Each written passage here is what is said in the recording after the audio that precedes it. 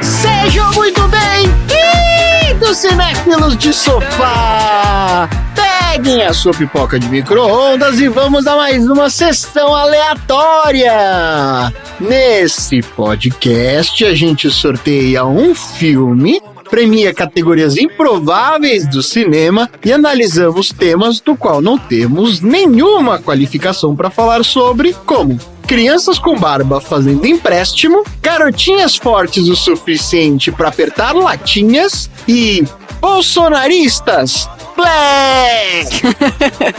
Eu sou Tonzeira e Marina. Eu? O que você quer ser quando crescer?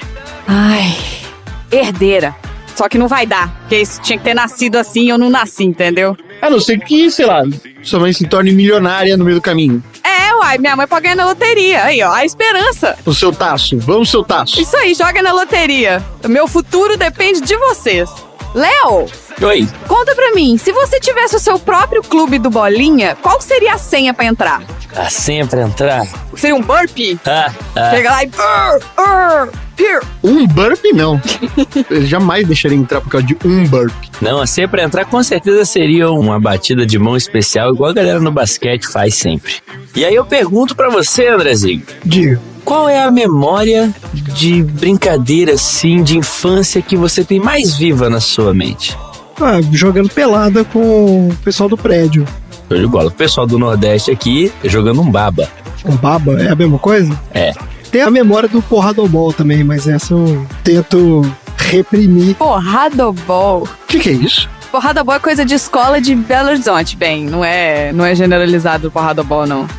Chamava porradobol, ou então chamava ranca também, era o outro nome que tinha. Era o mesmo esporte. Arranca a perna dos outros, é isso?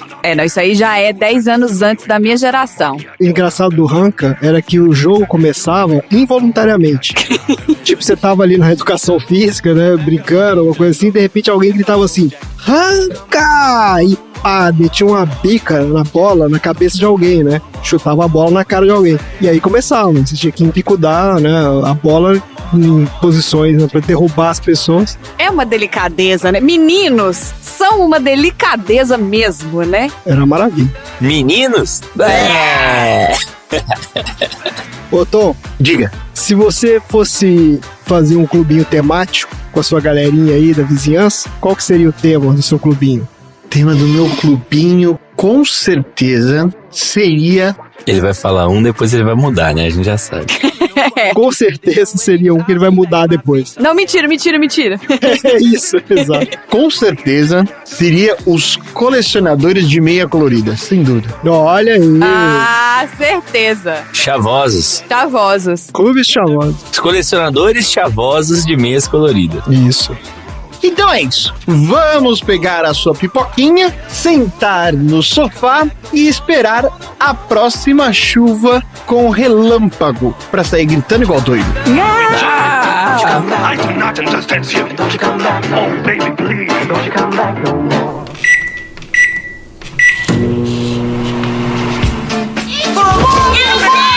Robert, chamei os bombeiros. Você sabe o número dos bombeiros? 7. This is madness. This is... Sessão aleatória. What?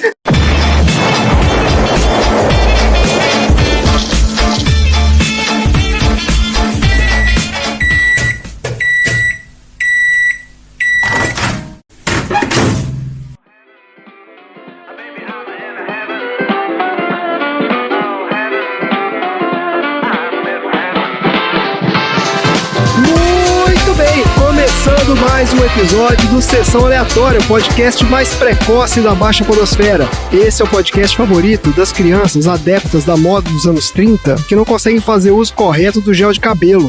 E aqui no Sessão Aleatória a gente já teve vários episódios falando sobre peças de vestuário, né? Já teve o episódio 55, lá do De Repente 30, onde a gente conta a história da gravata, e o episódio 25, do Estrada para Perdição, onde a gente fala sobre o suspensório. E teve ainda o episódio 11, do Grease, onde a gente conta a história do gel gel de cabelo. Tá tudo aí nos episódios anteriores do Sessão Aleatória. E antes de começar o episódio, vai aqui o nosso recado para você que ainda não conhece o nosso podcast. Sessão Aleatória tem 2 partes. Na primeira parte a gente fala sobre o filme da semana sorteado de uma lista e traz histórias de produção e bastidores. E aqui a gente conta como é que funciona a fábrica de salsicha cinematográfica chamada Hollywood. Essa aqui é a pegada. E na segunda parte a gente fala sobre os assuntos aleatórios inspirados pelo filme, né, que são a atração principal do nosso podcast. Então, se você não viu o filme ou viu e não gostou, não tem problema, porque aqui o filme é só aquecimento pra gente entrar nos assuntos aleatórios. Lembrando ainda que se você escuta a Sessão Aleatória em um agregador de podcasts, você pode usar a nossa marcação de capítulos pra ir direto pra parte que te interessa, né, pular o lero-lero todo aí. Agora, o nosso ouvinte atento já percebeu que hoje o Dudu não pôde dar o ar da sua graça, porque diz que tá numa rotina de exercícios excruciante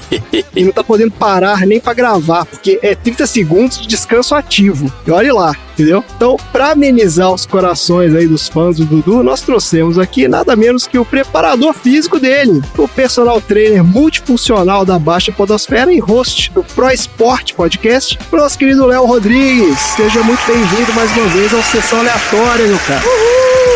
Então vamos nessa, braço pra cima, levantando, ponta do pé, vamos lá. 8, 7, 6. Ah, não, já fiz pilates. Tô cansada. Vamos, sem desculpa, vamos nessa.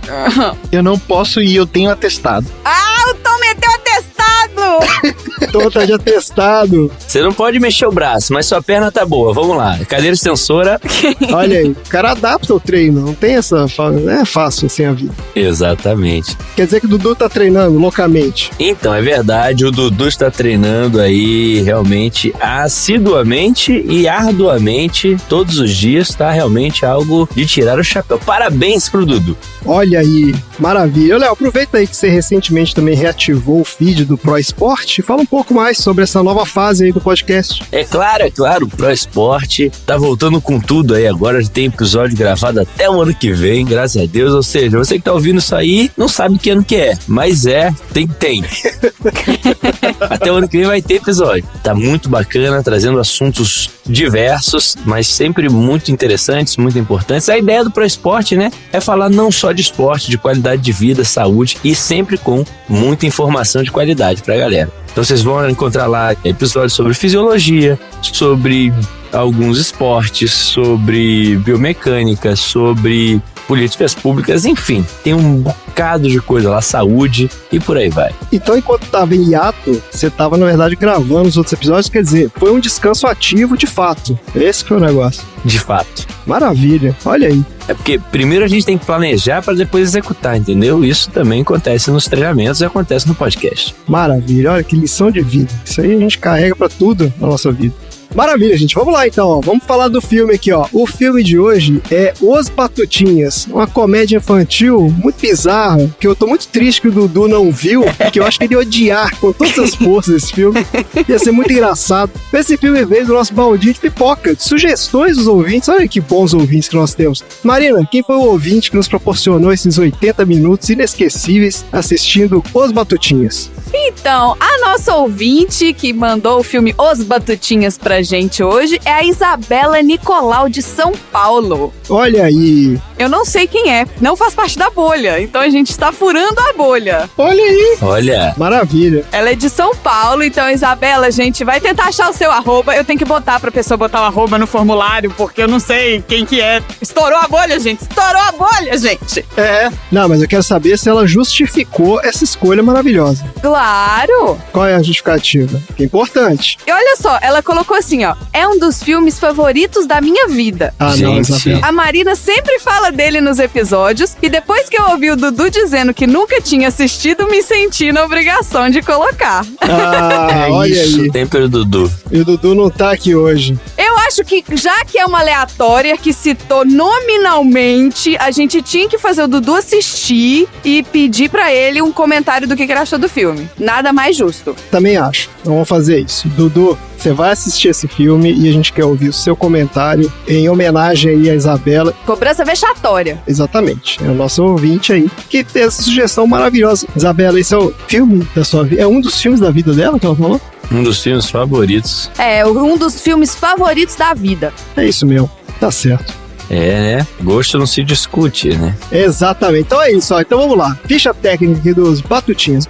Os Batutinhas é um filme de 1994, dirigido pela Penelope Spheeris, com o roteiro da própria Penelope Spheeris e mais a galera. Tem, 5 cérebros privilegiados aí que escreveram esse roteiro fenomenal, que é baseado numa série de curtas-metragens chamada Our Gang, que foi produzida entre os anos 20 e anos 40. Nossa! É, exato. A gente vai falar mais disso lá na frente, ó. O filme é estrelado por atores mirins, mas na real, assim, eles não eram atores antes de fazer o filme, até porque todo mundo ali é 5 anos de idade, né? E nem foram depois também, né? Exato. O Engomadinho era, não era? Porque o Engomadinho tava no Full House. Não, calma, a gente vai chegar lá, ó. Os principais do filme aqui são o Bug Hall, que fez o Alfalfa, Nome muito bom. a Brittany Ashton Holmes, que faz a Darla, e o Travis Stedford, que faz o Spunk. Mas o filme tem vários nomes de peso no elenco de coadjuvantes, né? Ó, tem a Lea Thompson, né, de que a gente já falou muito aqui na sessão aleatória, que a gente falou da trilogia do De Volta ao Futuro. Tem a Reba McEntire, que é atriz e cantora também. A Daryl Hannah, que foi uma das maiores estrelas de Hollywood dos anos 80 e início dos anos 90, né? O Mel Brooks, considerado um dos maiores comediantes de todos os tempos. E a Whoopi Goldberg, que também é, né, considerada uma das maiores atrizes e comediantes da geração dela. Então tem um elenco aí, né? Os caras economizaram na criançada e torraram a grana aqui nesses coadjuvantes. A diretora, a Penelope Spheeris, é produtora e roteirista também. Ela ficou muito conhecida nos anos 80 e 90 por uma série de documentários chamado O Declínio da Civilização Ocidental, que retrata a cena underground punk e heavy metal de Los Angeles, desde o início dos anos 80 até os anos 90. Deuses! É legal esse filme, eu assisti o primeiro. E foi parar nos Batutinhas? Foi parar nos Batutinhas. Daqui a pouco você vai entender por quê que ela foi parar nos Batutinhas. Tá bom. Quero bastante entender, por favor, obrigado. Esses documentários são bem legais. O filme de maior sucesso dela foi Quanto Mais Idiota Melhor, de 92. Maravilhoso.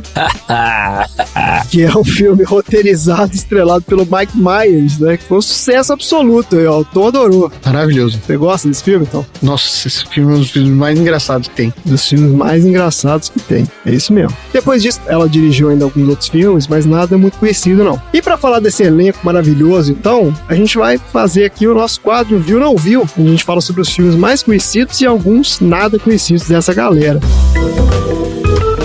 Você viu ou não viu? Começando então pelo Bug Hall, ó, pelo nosso querido Alfalfa. Esse filme foi a estreia dele no cinema, mas depois dele, ele seguiu carreira de ator, sim. Ele participou de vários filmes e séries de TV, sempre em papéis pequenos, ó. Acho que a gente nunca viu ele, na real, em lugar nenhum. Qual foi a série que você falou que você viu ele, Marina? Full House? Não viu o Alfalfa, é o Engomadinho, o Riquinho, o filho do Donald Trump. Ah, o Riquinho. Ah, o Riquinho. É porque o Alfalfa é engomado também, né? Ele é engomado também, mas ele não é riquinho. Mas a goma dele não dá. Então a gente nunca viu esse menino em lugar nenhum, não. Mas existe alguma chance de alguém ter visto esse Bug Hall no Querida Encolhi a Gente, de 1997. É o segundo, né? Esse é o terceiro filme da saga Querida Encolhi Whatever, entendeu? Porque tem o Querida Encolhi as Crianças. Eu amava Querido Encolher as Crianças, gente. Querer encolher as crianças é bom. Da trilogia do Rick Moranis. E isso, depois teve o Querida Estiquei o Bebê, né? Que é o segundo. Acho que é o bebê. Isso, esse é o 2, verdade. E aí tem o Querido Encolhi a Gente, esse menino tá lá, ó. E é possível que você tenha visto o Bug Hall na TV também, porque ele tem participação em episódios de tudo quanto é série que você já viu na sua vida. Inclusive aqui, ó, ele fez o bingo do CSI. Aqui, ó, Marina. Em 2004, ele participou do CSI Criminal Intent. Já viu esse? Sim, esse é o CSI. Tá bom. Aí, ó, em 2006, ele entrou no CSI Miami. Depois, em 2011, ele fez o CSI Nova York. Eu nem sabia que existia isso. E em 2014, ele participou do CSI Criminal Intent de novo. Ele deu uma volta. O cara fez um passeio completo aqui do negócio. Agora, certamente ninguém viu o Bug Hall num filme chamado Terremoto Aracnídeo, de 2012. Só desculpa te cortar. Você falou CSI Criminal Intent, mas me deu um nó aqui na cabeça. Não é o Law and Order Criminal Intent, não? CSI não tem Criminal Intent. Meu Deus, pode ser que seja. Eu já não sei também. Era CSI que tava escrito lá. Pode ter sido Law and Order Criminal Intent e o CSI Miami. Eu não vou agora checar qual é a filmografia do Alfalfa pra corrigir. Não usem isso no Enem, gente. Isso, procure aí no IMDb. Tem um monte de CSI, CSI, um monte de Law and Order. Ele fez um monte de série. Agora, certamente ninguém viu esse menino no Terremoto Aracnídeo, 2012. Talvez a Andrea tenha assistido. É possível. A Fabris deve ter assistido, né? Porque é o pessoal que gosta. Ah, sim. Ó, um terremoto desencadeia um ataque de aranhas gigantes que cospem fogo à cidade Austrália, de Nova Andréia. Orleans. Certeza que foi na Austrália aí. Tá na cara. Porque se tem um lugar que pode acontecer alguma coisa pra saírem aranhas cuspindo fogo, é na Austrália. Verdade. É verdade. Ô, Léo, você que é um mestre de RPG aí, especialista em Dungeons and Dragons, você é um cara, né? Existe aranha gigante que cospe fogo no D&D? Pode existir. Pode existir, né? Se tem em Nova Orleans, por que não teria no Dungeons and Dragons? Deve ter também. Pois é, Depende do mestre. com certeza. Então, ó, falando um pouco agora da garotinha, faz a Darla, que é a Brittany Ashton Holmes. Essa aqui, diferente do Bug Hall, ela logo desistiu da carreira de atriz. Ó. Depois desse filme, ela fez poucas participações. Mas também, tadinha. Pois é, traumatizaram. Você viu as cenas pós-crédito que tem 80 vezes só, menino, não olha pra câmera, menino, para, olha pra câmera, não olha pra câmera. Por favor, Tiffany, me ajuda, não olha pra câmera.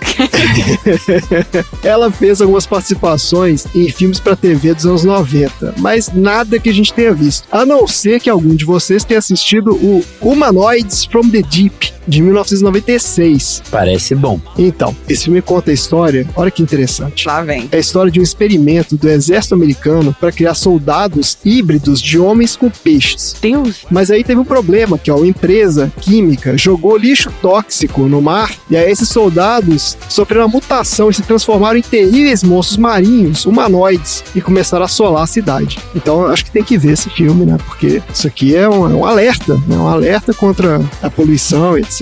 Verdade. Tá bom. Eu dei uma peneirada aqui na carreira da galera desse filme, na criançada aqui, e a realidade é uma só, minha gente. Ninguém desse filme, zero das crianças desse filme teve qualquer participação em qualquer coisa digna de nota. Isso aqui foi tirar leite de pedra, esse filme não viu. Volto ao meu argumento. A gente já falou aqui de um dos... Acho que é o menininho do chapéu, que ele já teve aqui no Sessão Aleatória, a gente já falou dele antes. Que menininho do chapéu? Aham. Não. É o que ele usa um chapéu coco. Ah, sim.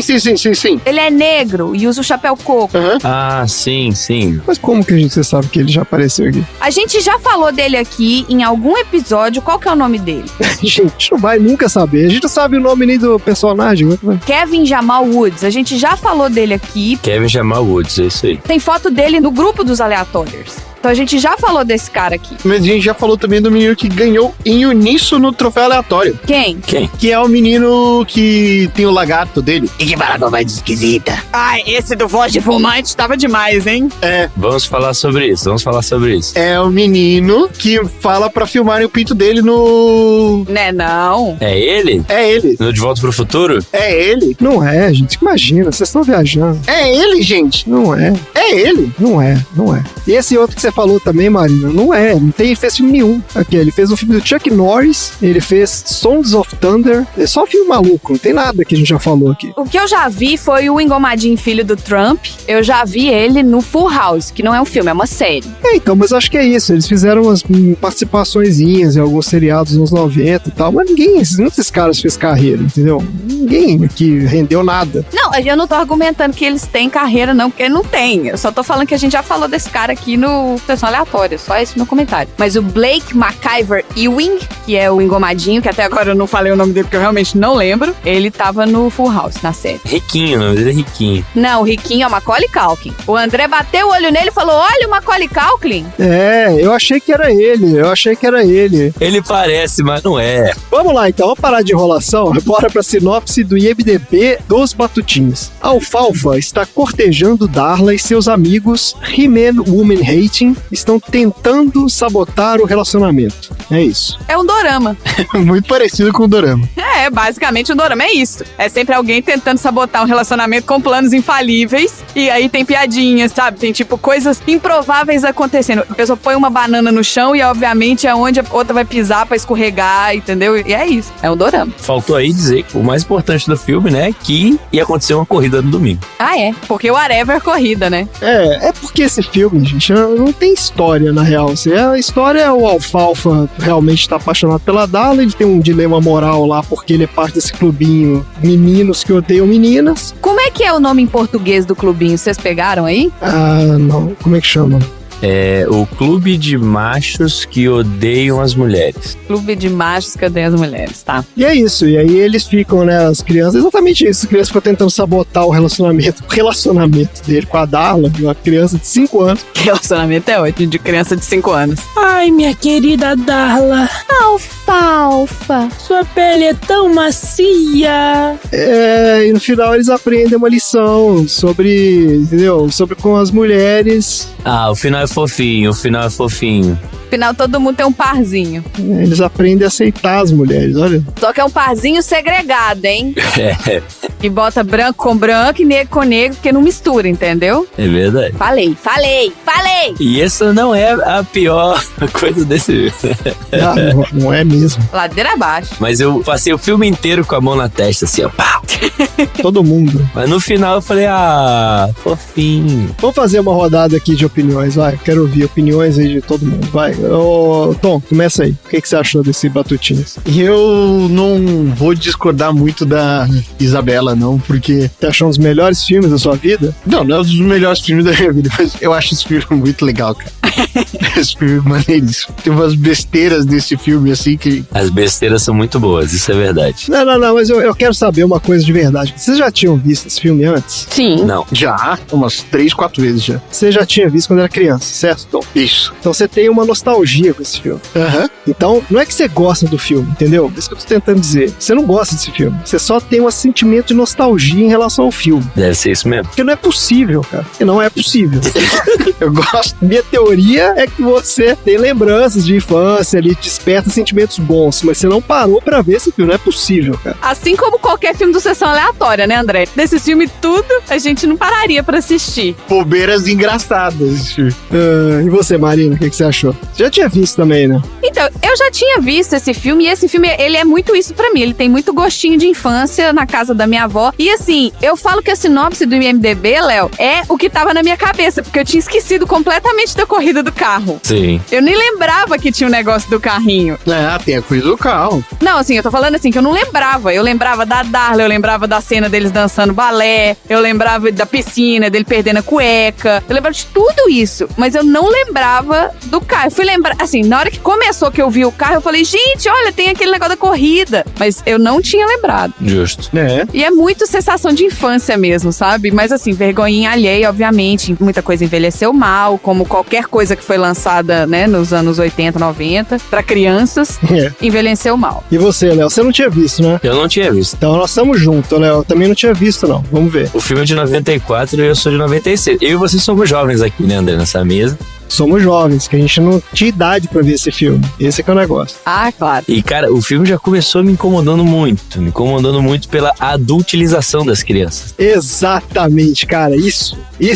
Nossa senhora. Ah, sim. As crianças, elas não falam nada com os pais, não precisa de pai, só vai, faz tudo, acontece, se vestem como adultos. Por isso eu tô falando. Envelheceu mal demais. Aquele topetinho do alfafa, ele ajeitar e depois de ganhar um beijinho, aquele topetinho subir, nossa! Bom demais. Isso vai ganhar prêmio. Nossa, aquilo me incomodou muito. E eu passei o filme inteiro assim meio incomodado, mas eu tenho que dar o braço a torcer com o Tom, que tem umas besteiras. Tem umas bobeiras que são muito boas, velho. Muito trapalhões, né? Tem uma cena, quando começa a pegar fogo e os dois menininhos vão pro orelhão, aquilo me quebrou. É a sua cara mesmo. Eu ri com vontade. A cena que as duas crianças vão lá, se vestem de judeu pra ir no banco. É muito bom aquela cena. Aí eles arranjam treta lá. Aí logo depois que eles saem, entra outros dois caras iguais. Puta, velho. Não é possível. Você gostou disso, Tom? Não, ali é fraco. Pô, isso é muito bom, cara. Não é possível, cara. É que não tem filme de comédia mais assim. Não tem por uma razão, né, cara? Né? Porra. É porque as coisas se tornaram muito óbvias hoje em dia. Entendi. Isso aí não foi óbvio. Não. Tá bom. Extremamente inesperado. Porque não mostra a treta que foi depois, entendeu? Aí beleza, aí essas coisas foram incomodando, mas vamos relevando, é da época, paraná, envelheceu mal, não passa na regra dos 15 anos, não passa. E aí, beleza, quando chega na parte da corrida, tem uma coisa na cena que com certeza, André, você se incomodou muito. O Riquinho tem um turbo forte, incrível. Os outros tinham também, só que botaram o contrário. Agora, o jeito que eles fazem o carro ir mais rápido, o carro para, gira no próprio eixo, fica girando, e de repente ele zoom. É muito bom, gente.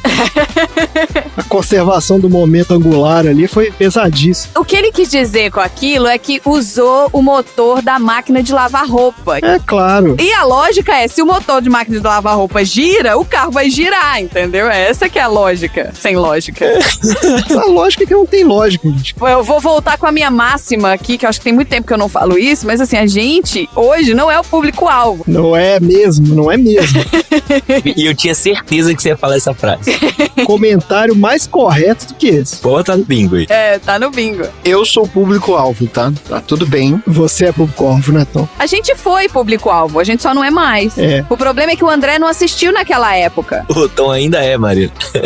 Eu ainda sou. Eu também sou, porque eu assisti naquela época, mas o André não pegou aquela época. Eu fico pensando isso. Se eu tivesse visto, de repente, quando era mais novo, se tivesse uma memória diferente, talvez sim. Porque eu assistindo esse filme agora, eu achei extremamente bizarro, igual o Léo. Mesma coisa. No primeiro minuto, eu falei, gente, por que essas crianças estão falando igual adulto? É, exato. Por que elas se comportam igual adulto, mas igual adultos idiotas? Porque uma criança não é um adulto idiota. Eles são americanos, bem. Por que eles se vestem como crianças dos anos 30? Não faz sentido. Mas você viu o pai do Alfalfa? Ele se veste igual ao Alfalfa. E o pai do outro lá tem aquele chapéuzinho do Kiko. Então, mas não tem explicação. Por que tem essa besteira desse clube bem de menino, que não pode entrar menino, coisa mais antiga, né? Aí por que tem aquelas cenas de câmera aceleradinha, tocando musiquinha de Trapalhões? Ah, aquilo é muito trapalhão. Por que tem a cena igual a do filme do Charlie Chaplin, lá do menino come sabão e fica falando e saindo bolha da boca? É a mesma piada que tem. Nossa, essa parte é muito boa. Tom é muito público-alvo disso mesmo. Pra mim, esse filme ficou muito aquela sensação do Little Misses, sabe como é que é? Quando você pega a criança e transforma ela num mini adulto Exato. e fica fingindo que a criança é um adulto, eu achei extremamente bizarro isso. Problemático. Mas, depois que eu fui ler o contexto do filme, de onde que ele veio, aí eu entendi algumas das escolhas Aí. de por que tem essas cenas bizarras que eu falei antes. Por que a criança se veste como nos anos 30, por que tem cena de filme de Trapalhões com a câmera acelerada, por que esse troço tá emulando a porcaria da série de cinema dos anos 20, cara. E eles fizeram igual. Então, assim, E isso. é uma homenagem à série daquela época. Só que como a gente não viu, pra mim não fez sentido nenhum, entendeu? É. Isso que eu achei estranho. Mas, André, preciso dizer também que quando chegou no final, que a J. Ferguson era a mulher que tava entregando o troféu, que aí no clubinho eles permitiram a entrada das meninas, eu achei legal esse final. No final eu até falei que, pô, o filme é horrível, não gostei um pouco, mas o final foi reconfortante, deu um cantinho no coração, falei, ok, bacana, gostosinho. Mas sabe por que aconteceu esse final, Léo? Por quê, Mari? Só tem uma razão pela qual esse final foi assim. A diretora era mulher. Exato. É. Exatamente. E assim, a verdade, assim, eu li entrevistas dela sobre esse filme, eu faço pesquisa direito. E assim, o coração dela tava no lugar certo. Sabe como é que é? Ela quis fazer um filme legal. Eu acho que ela falhou miseravelmente. Mas assim, a intenção foi boa. E a gente vai falar mais disso aqui na parte de bastidores. Eu entendi boa parte das escolhas que ela fez. Não concordo. Acho que, pra quem não conhece a série antiga, ficou bizarro. Mas assim, o público que ela fez, isso não é pra gente mesmo, é pra quem assistiu a série antiga. Essa série ficou no ar 1 milhão de anos, entendeu? Todo mundo assistia. Todo mundo nos Estados Unidos sabe quem é o Alfalfa, quem é o outro Batatinha, quem é não sei quem. Então, deixa eu contar uma coisa. Eu tava semana passada em reunião, pela primeira vez a gente voltou a se reunir pessoalmente, a equipe, eu viajei tudo a trabalho, e rolaram várias piadinhas de Little Rascals. Aí, Olha só. aí, quem diria? E aí, depois, quando eu fui ver o filme Little Rascals, não sei o quê, aí que eu entendi boa parte. Eu tenho muita vontade, eu vou ter de novo a reunião de equipe, né, virtual agora na quinta-feira, de falar, gente, quais foram as piadinhas que vocês fizeram mesmo de Little Rascals? Porque se vocês fizerem de novo agora, eu vou conseguir rir, né, que eu vou entender o que tá acontecendo. Mas todo mundo teve várias piadinhas de Little Rascals e eu fiquei lá, o que é isso? Aí, tá vendo? Eu não sabia que era a tradução de Batutinhas, era Little Rascals. Então, eu fiquei com a impressão de que seria a mesma coisa que a gente assistiu um filme hoje sobre o Sítio do Pica-Pau Amarelo, entendeu? Novo. Alguém fez uma série baseada na série antiga do Sítio do Pica-Pau Amarelo. Então, quem viu na época vai reconhecer, tem a Emília, que é a boneca, tem a Cuca, que é o jacaré, não sei o quê. Mas talvez pra geração nova, ou pra geração velha, que não viu, né, que é o meu caso, talvez não fosse uma ideia muito boa, entendeu? Porque você tá requentando temas e coisas que são muito antigas. Eu acho que não encaixa mais. Acho que pra 94 já era bizarro, entendeu? Fazer um troço daquele. 70 anos de diferença, né? 60, 70 anos de diferença.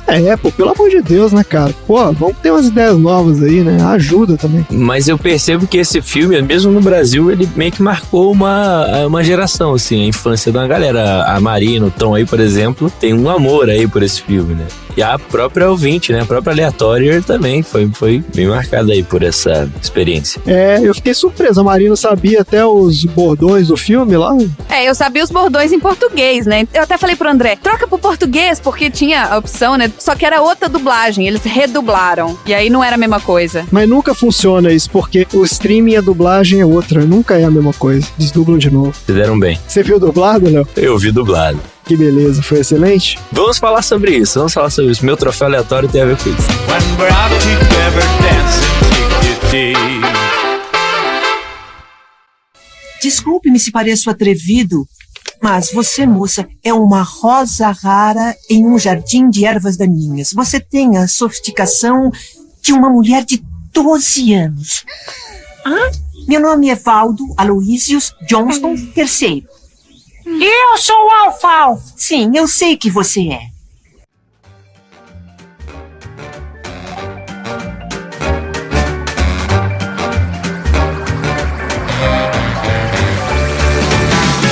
Vamos falar um pouco aqui da parte de produção e bastidores, porque normalmente essa parte de produção e bastidores é curiosidades, né? Aquelas coisas que, se você não souber, não vai fazer diferença nenhuma na sua vida. Mas nesse filme aqui, é impossível a gente entender a existência desse filme sem ter o contexto de onde diabo saiu essa maluquice. Então, assim, senta que lá vem a história. Eu vou contar aqui a história dos Batutinhos. A história desse negócio começa em 1922, com um cara chamado Hal Roach. Esse cara é um dos pioneiros de Hollywood e ficou muito famoso pelos curtas de comédia. Tem que lembrar aqui, né, que nessa época, década de 20, os filmes eram muito diferentes do que a gente tem hoje, né? Eles tinham por volta de 20 minutos de duração e não tinham som, só isso. Então, assim, os caras faziam dezenas desses filmes por mês. Essa era uma produção absurda. Então, esse Hal Roach produzia um monte de séries de comédia nessa época, sendo que duas se destacaram. Uma era o Gordo e o Magro, que era uma dupla de comediantes, né? O Laurel e Hardy, né? Ficaram famosíssimos no mundo inteiro e tal. E a outra série dele, de sucesso, chamava Our Gang, que era centrada num grupo de crianças pobres que se metiam em confusões. Era isso, pronto. Só que esse cara teve uma sacada interessante, ó. Ele achava que os atores mirins da época, eles eram pouco naturais. Tipo assim, eles eram muito treinados pra imitar o estilo de atuação de adulto. E isso dava um efeito esquisito. Tipo assim, eles pareciam ser mini adultos, eles não pareciam crianças. E aí ele teve a ideia de colocar crianças que não eram atores nesses filmes aí do Our Gang que ele fazia. E como as crianças eram muito pequenininhas, ele nem fazia roteiro. Ele pegava um megafone lá e falava assim, fulaninho, agora sobe no carro, agora pula na cabeça do outro, agora dá um chute na canela dele, não sei o que. Ia fazendo assim. Então ele fazia 200 filmes desses por mês. Uma porrada de filme. E um outro aspecto interessante dessa série era a questão da integração racial, porque desde o início tinha crianças negras e brancas, né, interagindo de forma normal, o que era extremamente incomum na década de 20. Então esse seriado também foi bem marcante por conta disso. E foi um sucesso estrondoso. Só que esse sucesso durou mais ou menos até o início dos anos 30, que foi quando aconteceu uma mudança importante no esquema de distribuição de filmes por causa da Grande Depressão. Daí, por razões que a gente não vai explicar aqui, o formato que ele usava, que era esse de 20 minutos, entrou em declínio, e os cinemas começaram a se interessar pelos filmes de 40 minutos. E fazer essa mudança no Our Gang ia aumentar muito os custos de produção, então esse Hal decidiu vender. Ele vendeu essa série para MGM, que era um dos grandes estúdios da época. Metro Goldwyn Mayer. Do Leozinho, exatamente. Então essa série continuou a ser produzida pela MGM, só que os filmes não fizeram mais tanto sucesso. E na real começaram a dar prejuízo mesmo. Então em 1944 a MGM encerrou a produção do Our Gang. E acabou. Ficou por isso mesmo. Só que isso é só metade da história. Porque, olha só, em 49 esse Hal Roach, né, o criador da série, comprou de volta os direitos dos curtas produzidos por ele entre 1927 e 1938. E empacotou esses episódios todos como uma série de TV. Porque nessa época a TV já estava popular, né? As pessoas já tinham TV em casa, não sei o quê. Então ele vendeu isso para as emissoras de TV e para diferenciar o material dele, né, do que foi produzido pela MGM depois, ele mudou o nome para Little Rascals. Então foi aí que começou a história do Little Rascals. Então o Little Rascals, na real, já era uma reprise na década de 50 de uma parada que foi produzida na década de 20, entendeu? Já tô falando aí de quase 30 anos de diferença. Deixa eu fazer uma pergunta. Não existe uma tradução para Rascals, né? Rascal é tipo Traquinas. É, capetinha, né? Que é criancinha endiabrada. Pirralho. Demoninhos. É, isso. O capeta em forma de guri, talvez. Capeta em forma de guri. Isso. Então, olha só, essa série continuou a ser reprisada na TV americana infinitamente, entendeu? O troço ficava passando direto. Esses mesmos filmes da década de 20 e 30. É um troço inacreditável. E teve várias tentativas de refazer essa série depois. Então, os caras fizeram vários pilotos, chegaram a fazer proposta, chegaram a filmar várias coisas, mas nunca nada vai pra frente. Até que na década de 70, a série finalmente voltou a ser produzida, mas agora em animação pra TV. Então, primeiro veio um especial de Natal em 79, que é o Little Rascals Christmas Special, e aí de 82 a 84, a Hanna-Barbera produziu uma série de desenhos animados, que no Brasil chegou com o nome Os Batutinhas. Então, até onde eu consegui apurar aqui, esse Batutinhas foi o nome do desenho animado que passou na TV brasileira em algum momento. Eu nem lembrava disso, eu fiquei vendo no YouTube uns episódios aqui também, na real não lembrava. Eu não assisti isso também, não. E aí a gente chega em 94. Aí tem uma entrevista da diretora, né, a Penelope Spheres, onde ela conta como que essa coisa chegou nela. Porque quando ela fez lá o Quanto Mais Idiota Melhor, o filme favorito aí da vida do Tom, os caras da Universal, que não é a igreja, é o estúdio. Graças a Deus. Aqui você não precisa fazer esse adendo, não, porque certamente só quando o Tom falar do outro filme favorito da vida dele, que é o filme do Edir Macedo. Não foi o Edir Macedo que ligou pra ela, né? Foi outro. É verdade. Então, os caras ligaram pra ela perguntando se ela tinha interesse em dirigir uma adaptação de uma série dos anos 70 que chamava The Brady Bunch. Ai, essa série é muito chata. É uma série eterna. Sabe aquelas séries que não acabam nunca? Aqui nos Estados Unidos ficou no ar acho que 25, 30 anos. Mas era novela, era tipo todo dia, entendeu? Não era tipo uma série que era um capítulo por semana igual... Por Malhação. Tipo uma malhação. Isso, era uma malhação. Ah, tá bom. Então, no Brasil, essa série chamava A Família Sol Lá Si Dó. Passou no Brasil? Passou. Eu já ouvi falar disso. Não, família do Remy? Família Sol Lá Si Dó. Família do Remy é outra coisa. Então, esse aqui é o resto. Essa é a outra família, a que chegou primeiro. Essa é outro pedaço. É outro pedaço. É o resto da escala. Ah, entendi. É outra escala. Só que, como a diretora, né, como a Penélope nunca tinha assistido essa série, ela não topou. E aí começaram a oferecer outras coisas pra ela fazer, porque a galera falou, não, mas ela dirigiu lá o filme, né, Idiota Melhor, essa mulher é genial, não sei o quê, vamos fazer uma comédia com ela. E aí alguém lembrou desse Batutinhas, do Little Rascals, e perguntaram pra ela se ela queria fazer, e ela falou, nossa, eu sou fã disso, assim, eu assisti minha vida inteira e tal, eu quero fazer sim, e topou. Só que aí ela foi lá na reunião com os caras da Universal, né, pra fechar o contrato, e os caras falaram assim, ah, beleza, assina aqui o papel. Daí ela assinou, e falaram assim, ah, tá bom, agora só tem um probleminha aqui, um probleminha pequeno, que a gente esqueceu de comentar com você, porque assim, a gente não tem roteiro. Ela falou, não, como assim, vocês não têm roteiro pra fazer? Como é que eu vou dirigir o filme e não tem roteiro? Os caras falaram, pois é, esqueceu aqui, tava ocupado aqui, contando os milhões de dólares aqui. Quem nunca foi contratado por um projeto que não tinha, tipo, nada? Exato.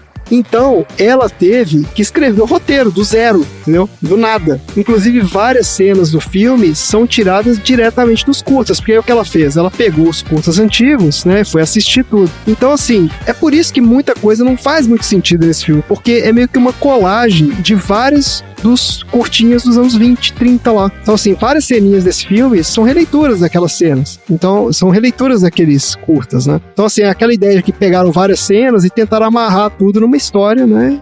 E, na minha opinião, não rolou. Aí você pergunta o seguinte, deu dinheiro essa brincadeira? Deu. Então, assim, olha só, os custos de produção desse filme não foram divulgados, mas ele rendeu 67 milhões de dólares. Aí, usando a minha vasta experiência como analista de bilheteria de Hollywood, Lá vem. eu vou te falar o seguinte, seja lá quanto for custou esse filme, ele não deu o retorno esperado, por duas razões. Olha aí. Ninguém envolvido nesse filme fez mais nada que presta no cinema depois dele. Então, assim, ninguém chamou a atenção de nenhum estúdio. Tá. E o segundo é muito simples, não teve continuação nenhuma desse negócio. Porque se tivesse feito sucesso, tinha Batutinha dar com pau, entendeu? O cara tinha feito Batutinha 2, Batutinha 4, Batutinha 8 e até Batutinha até falar chega. E como não teve, então assim, eu só posso deduzir que esse filme não rendeu, né, o que os caras esperavam. Agora, pra não ser injusto também, o filme teve sim uma continuação, 20 anos depois. É, eu vi isso. Em 2014, você viu isso, El? Eu vi que tinha um outro Batutinhas.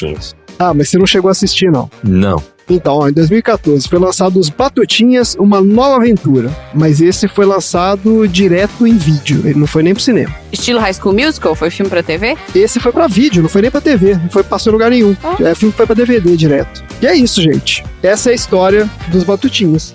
Até tinha bastante história, achei que fosse ter menos. Então é porque eu fui procurar saber de onde vinha esse negócio. Por quê? E aí o André teve que suar pra trazer uma história pra contar. Não, a história era boa. Tinha até outras coisas pra falar aqui, porque essa aqui eu tirei da pauta, eu vou só citar rapidinho. Tem uma história que é a maldição dos Batutinhas. Oh, meu Deus. Porque diz que, né, vários dos atores que fizeram esses Batutinhas na década de 20, 30, 40, não sei o quê, os caras, né, se deram mal na vida, teve até assassinato no meio da história, teve cara que se morreu drogado, aquelas coisas. Mas sabe qual é o problema? E porque eu fui ler mais a respeito, é porque assim, era uma série com criança, gente. É isso. E os caras produziram ela durante 30 anos. Então, assim, todo ano trocavam o elenco, praticamente. Então, imagina a quantidade de criança que fez essa série. Então, é claro que no meio teve assassino, teve psicopata, teve outro que ficou drogado, teve prostituta, teve de tudo. Que, assim, entendeu? Ficou anos e anos fazendo esse negócio. E, assim, na década de 20, 30, os atores mirim não ganhavam nada, né? De ganhar, sei lá, 2 pirulitos e qualquer coisa assim. Total. Então, assim, é meio que essa a história da tal da maldição dos Batutinhas. Mas, assim, realmente, vários dos atores antigos e tal, pô, se deram mal aí na vida, né? E os atores desse filme de 94 é o que a gente já falou. A maldição foi simplesmente os caras fizeram mais nada depois. Porque o filme era tão bom que, né, os agentes deles não conseguiram descolar mais nada pra fazer. Eu lembrei de outra coisa que me incomodou assim que eu vi também. Aquele círculo na cara do cachorro. Muito bom. Mas é do desenho isso. Isso vem do desenho animado, do desenho dos Batutinhas. Tinha aquele cachorro lá com um círculo na cara, eu mostrei pra Marina até. Aí vai entrar igual o fã de Marvel. Ah, não tava igual ao desenho animado? E o pior é que tava igual. Isso é que é o bizarro, porque os caras fizeram um troço igual e foi uma porcaria. Melhor ter adaptado. Eles fizeram fanservice. Fizeram fanservice. Então.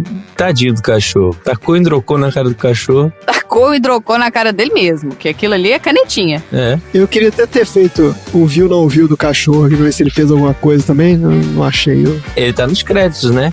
Depois tem que procurar lá no IMDb. No filme, aliás, tem 3 animais. Tem 2 macaquinhos e um cachorro. O macaco não faz nada, né? E o lagarto? E o lagarto.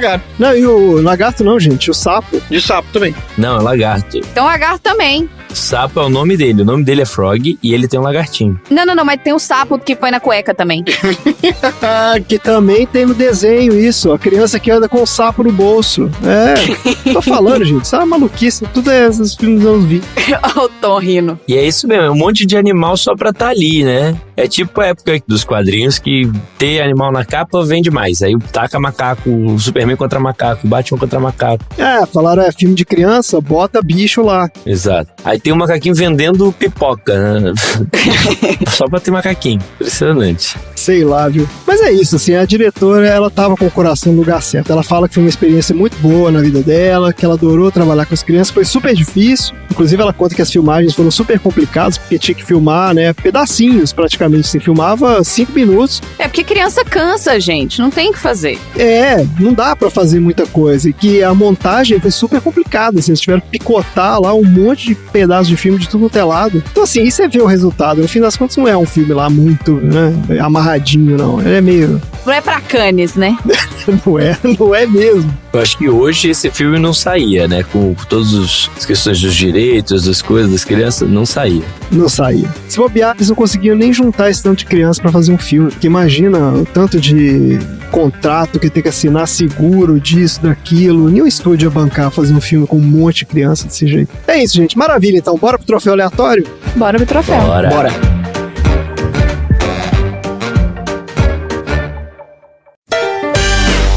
Troféu aleatório.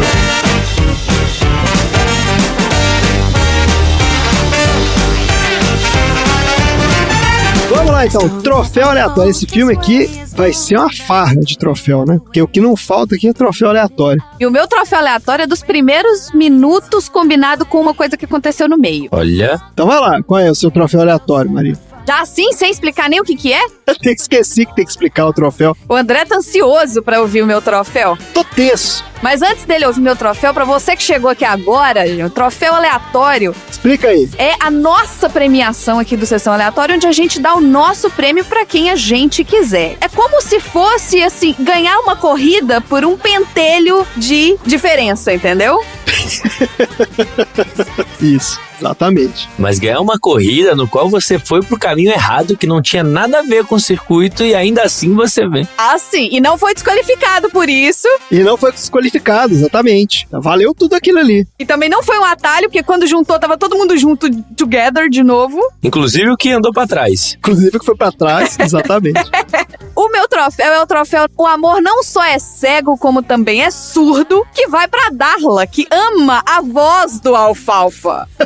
Ele cantando é muito bom. É verdade. Porque, de acordo com ela, ele pode não ser, né, bonito, mas ele tem uma voz encantadora. E, gente, assim, em inglês tava sofrido. Eu não lembro do português. Em português também. Em português é muito bom também. Tava triste, viu? Tava sofrido. Eu não sei inglês, mas em português... Em português também. You are so beautiful to me. Sim, meu. Can't you see? Bota aí, ô editor.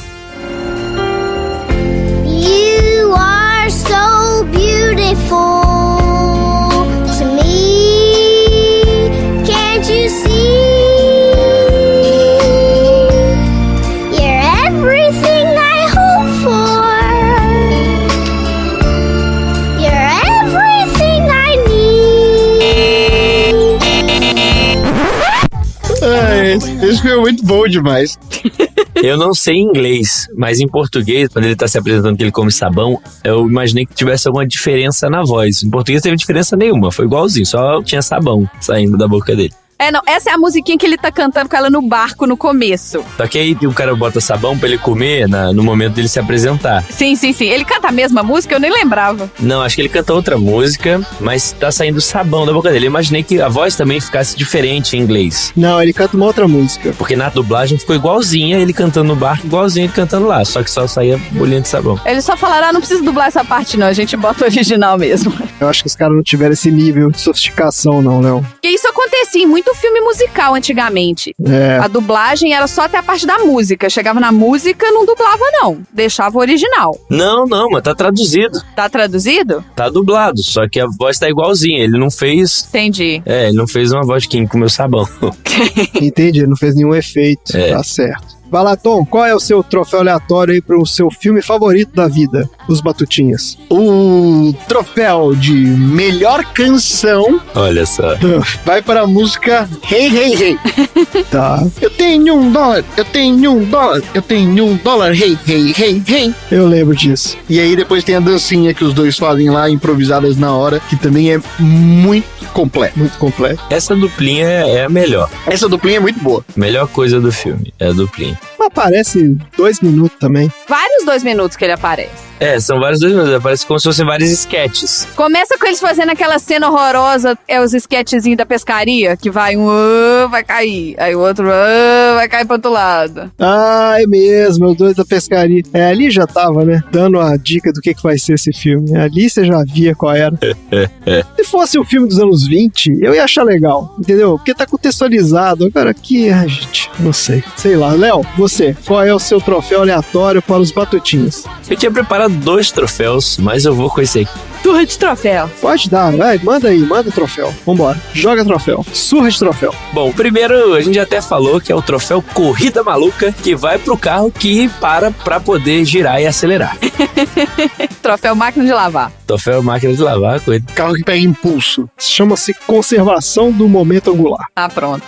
Mais ou menos isso. Cara mala. E o segundo, né, é o troféu Versão Brasileira Herbert Alamo. Aí que tá. Parece que vai ser um Herbert Richards, mas não vai. É tipo, quem é esse Pokémon? E vai para o Frog, Que é o menininho que tem a voz assim. Me dá uma pastilha. Gente, o André tá assim, isso é normal? Isso tá certo? Eu não entendi aquilo. Eu não entendi. O menino começou a falar, eu falei, gente, mas por que essa criança tá falando assim? Ele fuma no filme? Na dublagem ele também fala assim. Na tradução ele fala assim, na dublagem ele tá falando assim também. Quando ele começou a falar, eu tomei um susto. Falei, que isso, gente? É o Frog. O meu troféu vai para o Frog, troféu versão brasileira Alamo. Tá certo. Tá bom, eu vou dar o meu troféu aqui, o troféu Calma Cocada, de alegoria sexual óbvia, que vai pra aquela cena lá, né? Você já até deu spoiler aí, né, Léo? Mas é maravilhosa essa cena que a Alfalfa tá lá com a Darla no barquinho. Então, É maravilhoso. que o Alfalfa, ele tem aquele topete reverso, impossível de existir na vida real, né? Que o cabelo dele é emplastrado de gel e fica um topete absurdo no corpo dele, que é na parte de trás do cabelo. Então assim, como que aquele topete existe? É igual o Nino. Hã? É igual o Nino do Castelo Rá-Tim-Bum e igual o Cebolinha. É, mas o Nino só tem o cabelo, aquele pontinha pra cima com gel. O cabelo da Alfalfa é inteiro de gel. É inteiro, porque assim, o Alfalfa, ele se deu o trabalho, o Alfalfa ele pegou uma chaproca de gel, enfiou na cabeça, botou aquele cabelo dele todo bonitinho assim, pra baixo. E por que ficou aquele tufo atrás? E não sei, porque ele ajeita e mesmo assim o tufo sobe. É estilo, gente. É estilo? Ah, então tá. Estilo. Ou você tem ou você não tem.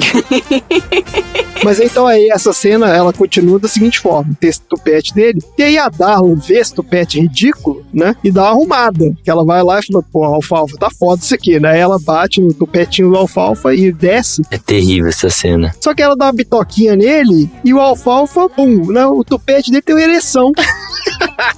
É simples assim. E ela dá uma risadinha. Ela dá uma risadinha, quer dizer, ele teve uma ereção na cabeça. O que é aquilo, gente? E assim, eu lembrei do Cocada lá, que era o cara que, quando passava uma mulher bonita, subia a gravata dele, falava, Cocada.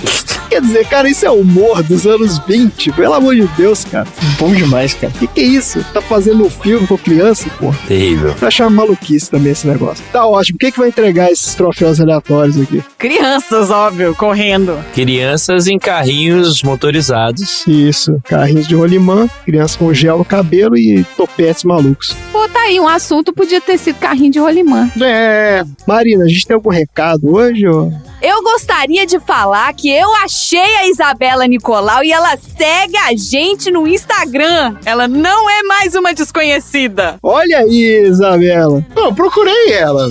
A gente vai ver se ela vai continuar seguindo depois desse episódio. A gente foi descascando o filme que ela botou aqui. Pois é. Não, eu adorei o filme, vai. Não, Isabela, você é das minhas. É, eu também gostei, não vem não. Isabela, todo mundo gostou, só eu que não gostei, então... E a minha opinião não conta. A Isabela Nicolau, é assim, de novo, é muita coincidência, mas tem uma Isabela Nicolau que segue a gente aqui no Instagram, que ela é de São Paulo, faz jornalismo. Eu não achei, cara. É, @Isa Nicolau, com Z. Ah, é com Z por isso. E ela tá aqui. E olha, eu vou te falar que ela tem quase 10 vezes mais seguidores que o Sessão Aleatória. Então, Isabela, compartilha a gente no seu Instagram, que você tem muitos seguidores. A gente não tem, não. E a Isabela acabou de se tornar a nossa aleatória número 23. Olha só! Com o filme Os Batutinhas, a Isabela se torna, então, a nossa aleatória número 23 aqui no nosso hall dos aleatórios. Maravilha! Então, Isabela, você vai receber aí no seu Instagram o link para as sessões temáticas, para você mandar suas sessões temáticas pra gente, e o link do grupo também dos aleatórios, pra você ver várias fotos do popote do Arnold Ah, e do Terry Crew. isso, peito do Terry Crew. E é esse o meu recado. Tá dado. Maravilha, tá ótimo, gente, excelente, tá dado. Vamos então para os assuntos aleatórios.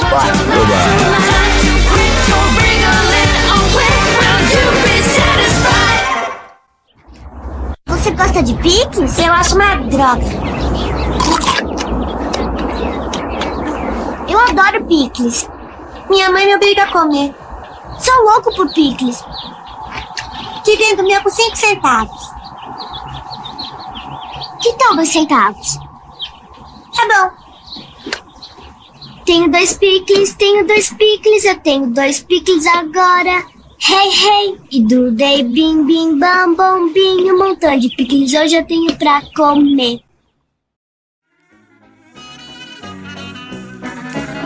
It's a wonderful world, loving wonderful you. Vamos lá então, minha gente. Assuntos aleatórios. Léo, agora aqui o negócio é o seguinte, agora é papum. Agora o convidado é que abre aqui os nossos assuntos aleatórios. Inverteu. Inverteu. Agora inverteu tudo, mudou tudo. Tá tudo diferente agora. Léo, qual é o assunto aleatório da semana? Muito bem, André. Eu te perguntei, né, a memória que você tem da sua infância, suas brincadeiras, e já comentei que o que mais me incomodou nesse filme foi a adultilização das crianças, né, que participam aí da história. Tamo junto. E justamente por isso, eu vou falar sobre a infância. E é quase um tonzeira filosófico isso aqui. Olha Olha só! aí, Leozeira filosofa. Aqui na terra nós jogamos futebol. Começa o Tonzeira Filosófico aqui no Sessão Aleatória. Já no primeiro lance, Sócrates passa para Platão, Platão para Arquimedes, Arquimedes para Sócrates, gol! Golaço de Sócrates! Que bonito é! Leozeira Filosofa! Então eu queria deixar claro, antes de tudo, né, o que é infância. Infância é o período da vida humana desde o nascimento até o início da adolescência. Na educação física, a gente divide ela em primeira infância e segunda infância. A primeira vai até os 6 anos de idade e a segunda vai até a menarca ou a espermarca, que também é o início ali da adolescência. Mas é importante a gente entender que a infância é um fenômeno histórico e não meramente natural ou biológico. E demorou muito para que os cientistas sociais se debruçassem e estudassem, né, a respeito do que é a infância e da história, das questões relacionadas à infância. Foi somente em meados do século XIX que começou a ser pensada a infância da forma como nós conhecemos hoje, mas não de forma realmente científica. O primeiro autor a fazer um trabalho sério focado na infância foi o francês chamado Ariès. Ariès, só que tem um acento aí, não sei, quem fala francês aí? Ariès com acento não é? Ariê? Ariê, pronto. É igual Méliès, né? Méliès, Ariê. Méliès, Ariê. Bom, o Ariê, em sua tese de 1973, chega à conclusão de que a infância, tal qual é entendida hoje, não existia antes do século XVI. E é fácil a gente ver isso, né? Na antiguidade, pode-se dizer que não haviam restrições morais relacionadas à criança. Tanto é que, por exemplo, naquele filme 300, a gente vê o infanticídio, né? A criança que ela nasceu com alguma deformidade, com alguma coisa diferente, era descartada, né? Inclusive, acho que vocês já comentaram aqui o filme 300 algumas vezes, né? Não o filme, mas não vimos, não assistimos ainda, mas... E já na Idade Média, a criança, depois de passar do período de dependência da mãe, historiadores dizem que eles acreditavam que era por volta de 7 anos de idade, o que bate aí, parecido com a primeira infância, né, que vai até os 6 anos. Passada essa idade, eles eram vistos como nada mais, nada menos do que mini-adultos. Olha aí. Trabalhando igual, participando de eventos de festas igual, se vestindo igual, assim como as crianças desse filme, né? É o Alfalfa, ele se veste igual o pai dele. O Batatinha também, todo mundo. Mini-adultos ali totalmente, né? Então a gente pode dizer que esse filme, se passasse na Idade Média, estava historicamente correto. Historicamente correto. Excelente. Então não haviam distinções dos espaços, dos trabalhos, das coisas para as crianças na Idade Média. Verifica-se inclusive uma ambiguidade muito grande em relação às crianças, porque as crianças elas eram seres com pouquíssimo poder. Elas estavam muito vulneráveis, seus corpos eram vulneráveis, elas não tinham poder de escolha nem nada. Porém, existiam algumas crianças que tinham poder demais. Como, por exemplo, Luís XVI era uma criança tratada como um adulto e ainda com o cargo de rei que ocuparia. Isso é uma coisa extremamente bizarra também, né? O cara tinha que governar que não era bem um país ali ainda, mas mesmo assim, o cara era esperado que ele liderasse as pessoas. E vamos combinar que hoje a gente tem gente governando o país aí que é velho e que faz mais merda do que criança. O fato de ser velho também não... Então assim, não é... Eu sei que é uma responsabilidade muito grande pra uma criança, mas não significa que o adulto faz bem, não. Não Só é que significa que a criança não tinha que estar fazendo isso. Exatamente, é porque você não pode responsabilizar a criança por uma idiotice que ela faz, porque ela é criança, né? O adulto, pelo contrário, né? Ele pode fazer as idiotices dele, mas ele tem que ser responsabilizado. E aí, a partir do século XVII, graças ao filósofo René Descartes, olha o Descartes aí, surge uma nova forma de pensamento, né? Uma dualidade entre corpo fisiológico e as paixões da alma. Fato esse que faz com que nas classes dominantes, isso é importante, esse recorte de classe, tudo isso, os adultos passam a se preocupar mais com a criança. Eles percebem que aquele ser ele é dependente e fraco, né? Ligando essa etapa da vida com a necessidade de proteção. Então não é mais só a questão da dependência da mãe, mas sim de que essa criança, esse ser pequeno, esse mini adulto, ele precisa ser protegido. Entretanto, ainda assim, mesmo que fosse uma evolução no pensamento da criança, ainda naquele tempo acreditava-se que a criança era um ser irracional, que era necessário ensiná-la apenas disciplina e a cultura existente, não havendo a necessidade de um tempo de lazer ou de aprendizados múltiplos, que muito ainda escuta-se esse pensamento de que a criança é um livro em branco, onde nós adultos, no alto da nossa sabedoria, vamos escrever este livro. Porra nenhuma! E você pode ver que na época, né, os historiadores perceberam que existia um ditado que dizia assim, ó: quem não usa a vara odeia seu filho. Que isso? Nossa, gente, é Com surreal. mais amor e temor, castiga o pai ao filho mais querido. Assim como uma espora aguçada faz o cavalo correr, também uma vara faz a criança aprender. Caraca. É muito surreal isso, né? Em que época que a gente tá aí? Estamos no século XVII, 1600 e pouquinho, por ali. Isso. E aí vamos avançando, chegamos ao século XVIII. Através da Revolução Francesa e dos pensamentos de um carinha chamado Jean-Jacques Rousseau, considerado um dos primeiros pedagogos da história, a criança começou a ser vista de uma forma diferente, pois ele propôs uma educação infantil sem juízes, sem prisões e sem exércitos, de forma que os governos passaram a se preocupar com o bem-estar e a educação das crianças. Só que ao mesmo tempo, outro francês chamado Émile Durkheim, aí o Tom pode me corrigir se eu falei errado, Durkheim. foi o primeiro a idealizar uma escola integrada com a ideia de infância. Mas para ele, esse ambiente escolar devia funcionar sob 3 pilares. 3 elementos de moralidade, que seriam o espírito da disciplina, ou seja, obediência à autoridade, o espírito da abnegação, no qual o indivíduo sacrifica-se pelo coletivo, temos que ser patriotas, né? E a autonomia da vontade, que na verdade é o sinônimo para submissão esclarecida. Parece que não mudou muito de lá para cá, né? E é muito interessante, na minha pesquisa eu percebi como os historiadores foram percebendo essas modificações através dos séculos. Através da arte, eles perceberam que até o século XII as crianças nem apareciam nos quadros, eles não eram modelos para as pinturas. E somente no século XVIII, os quadros que retratavam as famílias começaram a ter as crianças junto ali no seio familiar, né, representado nas pinturas. Olha que interessante isso, né? Muito bacana. Mas enfim, resumão aqui, a infância é um conceito cultural tanto quanto biológico. Na maior parte da história, crianças com mais de 7 anos foram tratados como pequenos adultos. A noção da inocência da infância surgiu apenas no Iluminismo, no século XVIII, e foi evoluindo até o século XX, quando leis e políticas públicas voltadas para a infância foram surgindo, como, por exemplo, o ECA, o Estatuto da Criança e do Adolescente. E eu vou listar aqui alguns dos principais direitos garantidos ali pelo ECA. Boa, vamos lá. Então vamos lá. Ter educação de boa qualidade. Ter acesso à cultura e aos meios de comunicação e informação. Poder brincar com outras crianças da mesma idade. Não ser obrigado a trabalhar como adulto. Ter uma boa alimentação que dê ao organismo todos os nutrientes que precisam para crescer com saúde e energia. Receber assistência médica gratuita nos hospitais públicos sempre que precisarem de atendimento. Ser livre para ir e vir, conviver em sociedade e expressar ideias e sentimentos.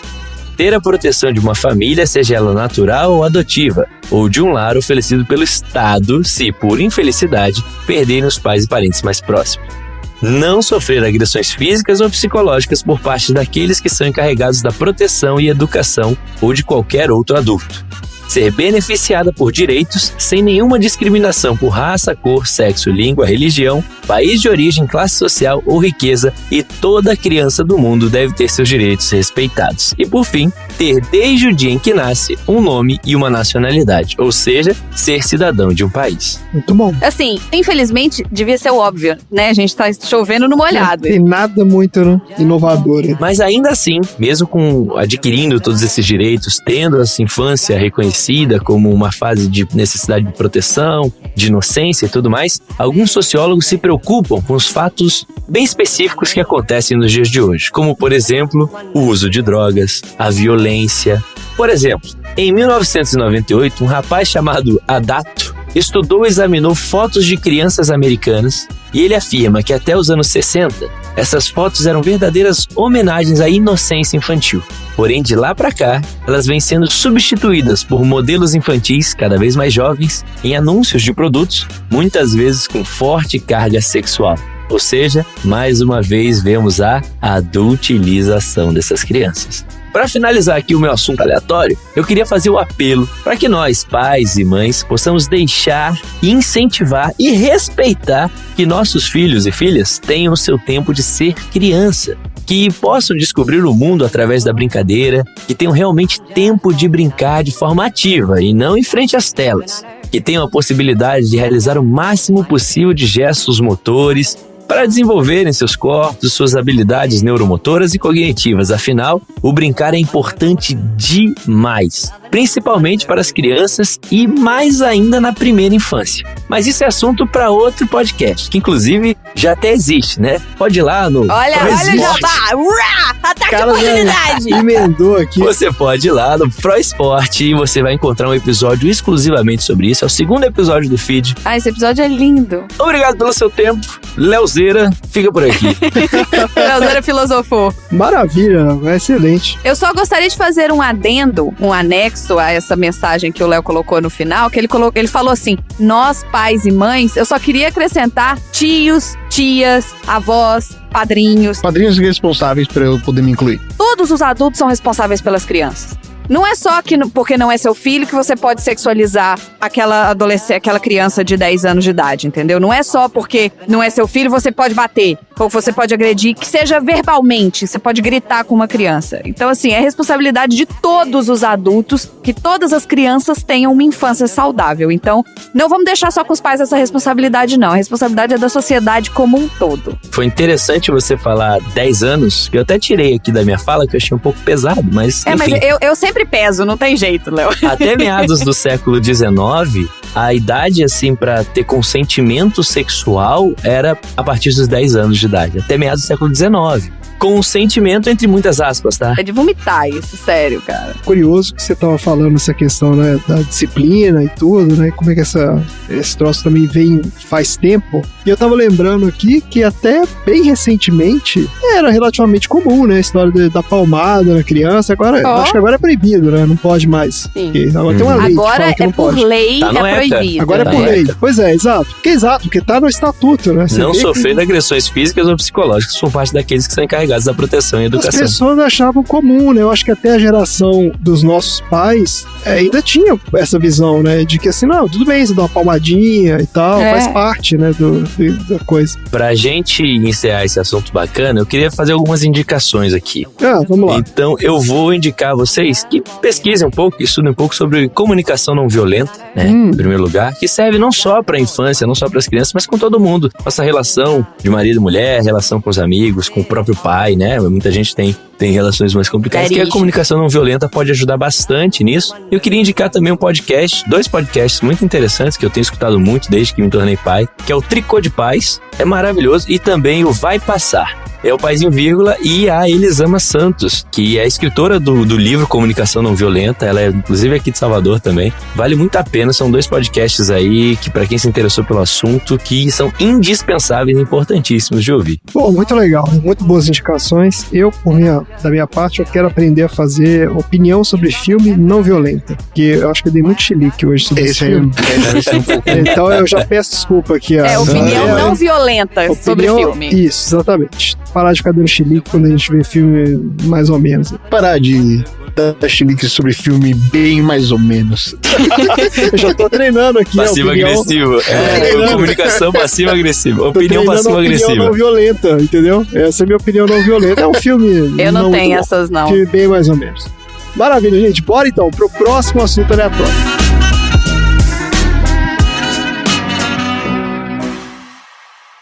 Olá, meu bom homem. Cavalheiros, podem sentar-se. Podemos sentar? Tá brincando? Não podemos sentar, meu bom homem. O que eu posso fazer por vocês? Nós queremos fazer um gordo empréstimo. Claro. Tem conta conosco? E como? Qual é o número da sua conta? Número? 7.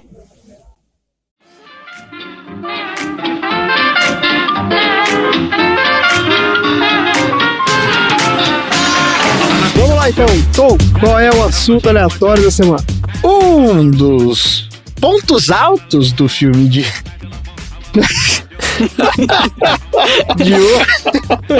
um dos pontos altos. Eu aprendi. O bom é que ele fala rindo. Ele mesmo fala rindo. É porque o Tom, ele tá muito... Ele gostou muito do filme. Ele então tá good vibes, feliz. ele tá good vibes, é isso mesmo. Um dos pontos altos do filme da semana é justamente o momento em que o QG dos meninos acaba pegando fogo e eles fazem algumas ações para conseguir interromper o incêndio. Mas quem foi que inventou os bombeiros? Olha aí. Tudo isso nós iremos falar no meu novo bloco chamado Documento Tom Z. Lá vem. Solta a vírgula, Randy. Eu sou o Tom Zerra, o seu repórter. Documento Tom Zera. E você, vem comigo. Os primeiros esforços de combate a incêndios datam do século II. Nossa. E era igual o filme, né? Pegava o balde, ficava jogando lá água. Não, a gente vai ficar... Calma. Não chegou no balde ainda, não tem balde. Tá bom, tô indo muito pra frente. Um cara chamado Ctesibus. Ah, não, Tom, não é possível. É sério isso? Ctesibus. C-T-E-S-I-B-U-S. Eu tô muito confuso, mas tudo bem. Vai, continua. Ctesibus. Ctesibus. Um egípcio de Alexandria construiu uma bomba manual que era simples para poder borrifar com um jato d'água e com isso interromper o curso de fogueiras que aconteciam durante a noite. Olha aí, o primeiro bombeiro da história. Porém, a gente pode ir um pouquinho mais pra frente, onde a história dos bombeiros pode ser rastreada também no século III, na Roma Antiga. A Roma Antiga formou a primeira brigada de incêndio, que ela era composta por cerca de 7.000 bombeiros contratados. Nesse caso aqui, a brigada de incêndio, ela era uma brigada de incêndio porque ela não apenas reagia de forma a extinguir os incêndios, mas ele também fazia uma patrulha nas ruas à procura de pequenos casos de incêndio. Você sabe por que era isso? Você tem na sua pesquisa aí falando? Vamos ver.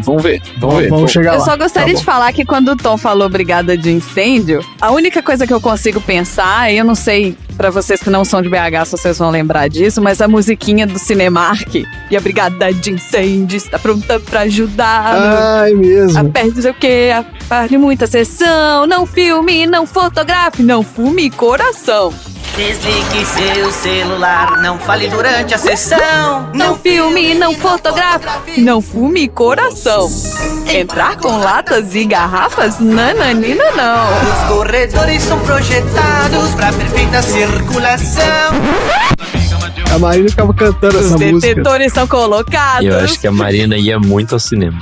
Ela decorou essa música e cantava. Todo filme ela cantava. E o André afundava na cadeira de vergonha. Mas continua aí, então. Marcus Crassus foi o cara que fundou a primeira brigada de incêndio romana.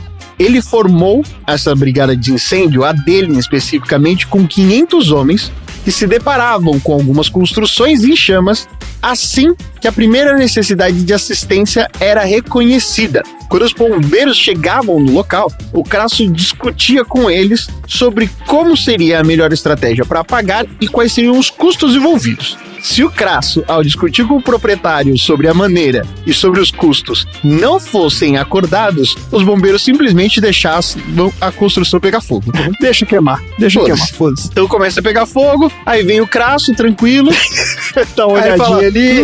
Acho que a gente pode fazer. Ele chama o dono da propriedade de lado e fala, a gente vai precisar fazer isso aqui.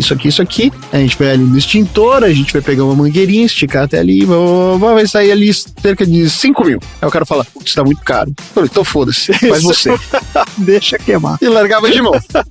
É tipo o sistema de saúde americano hoje em dia, mesmo assim. Exato. Então foda-se, morre. Chega no hospital, $10 mil pra te dar esse comprimido aqui. Não tem dinheiro, não morre. Já o imperador Nero fundou um esquadrão de bombeiros chamado Vigiles. Esse cara foi na maldade, né? Esse Ele aí fez na montou o maldade. esquadrão, foi testar o esquadrão, não deu certo. Exatamente. Um esquadrão de bombeiros que, igual os batutinhas, usavam baldes de água e bomba para combater os incêndios. Por isso que não funcionou. Os times estavam usando técnica do ano 30 depois de Cristo. Então, como funcionava? Olha só, os bombeiros, ao ver um incêndio, formavam uma fila e caminhavam de mãos dadas até a fonte de água mais próxima.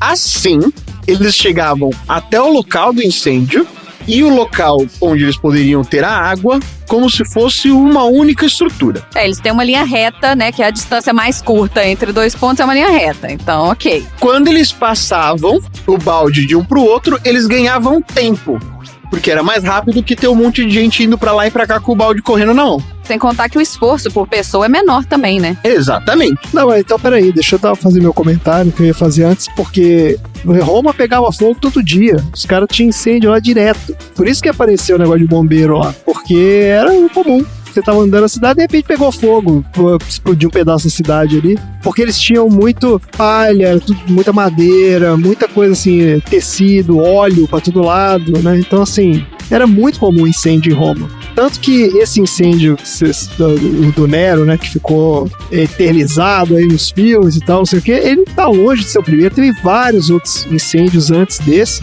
né, e por isso, inclusive, o Nero foi um dos caras que falou, não, eu vou fazer um negócio legal aqui, vou botar um bombeiro aqui pra resolver o problema do incêndio e tal. Não só nos filmes. Quando a gente queria gravar um CD com as músicas, era ele, é isso Era aí. ele que queimava. É isso Olha aí. Que maldade, né? Essa história diz que é uma fake news também, é uma fake news histórica também. Diz que ele não tava na cidade quando pegou fogo. Foi por isso que pegou fogo, né? Exato. Na Grã-Bretanha, Já fomos mais longe agora. Quando que a gente tá? uma das primeiras manifestações de um serviço de bombeiros organizado foi registrado da data do ano de 43 depois de Cristo. Mas os primeiros na Grã-Bretanha.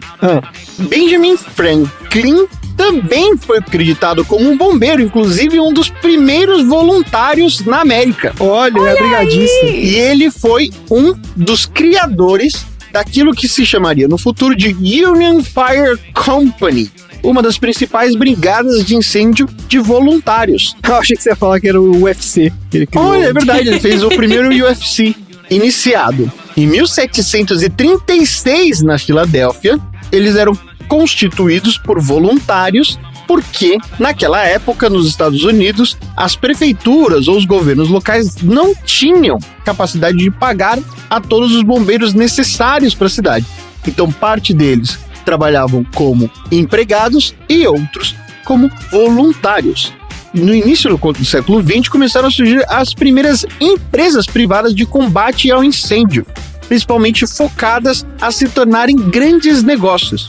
Como consequência disso, os Estados Unidos entrou numa era de profissionalização dos bombeiros, que tinha não só a sua fase de voluntários, mas também capacitação profissional, treinamento e, inclusive, concursos técnicos que faziam com que os bombeiros se tornassem cada vez mais capacitados, inclusive com mais horas de treinamento do que qualquer outro funcionário público nos Estados Unidos.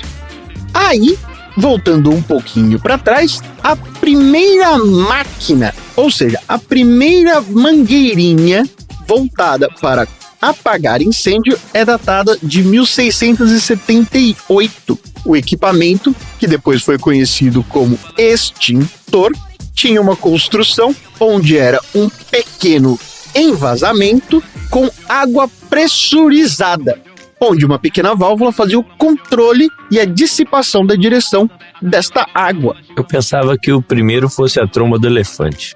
Dos Flintstones, né? E aí, agora eu vou falar um pouquinho sobre as responsabilidades de um bombeiro. Apagar o fogo. Além de apagar o fogo. Quais são? Para ser um bom bombeiro, você precisa ter excelente saúde e condição física, resistência e capacidade de atuar sob pressão. Certo. Um bombeiro precisa de pelo menos 100 horas de treinamento antes de efetivamente entrar em um prédio pegando fogo. Faz sentido.